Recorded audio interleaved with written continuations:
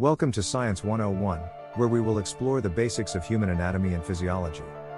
The human body is a complex machine, and understanding how it works can help us maintain good health and prevent disease. In this video, we will cover 5 of the 10 different systems and structures of the body, their functions, and how they work together to keep us alive and well. The skeletal system provides support, protection, and mobility for the body. It's made up of bones, cartilage, and ligaments, and works with the muscular system to allow movement. The skeletal system also produces blood cells and stores minerals such as calcium and phosphorus. The muscular system is responsible for movement, posture, and heat generation. It's made up of skeletal, smooth, and cardiac muscles, which are controlled by the nervous system.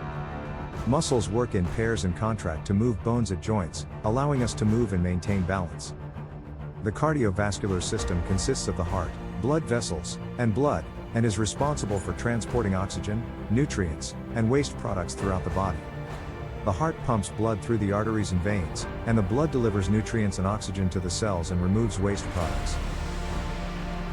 The respiratory system brings oxygen into the body and removes carbon dioxide, a waste product of cellular metabolism. It includes the lungs, airways, and breathing muscles, and works with the cardiovascular system to deliver oxygen to the cells and remove waste products. The digestive system breaks down food into nutrients, which are then absorbed into the bloodstream and used by the body for energy and growth.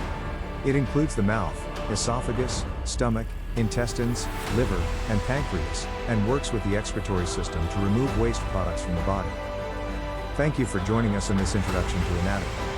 We hope this video has given you a better understanding of the different systems and structures of the human body and how they work together to keep us healthy. Remember to take care of your body by eating a healthy diet, exercising regularly, and getting enough rest.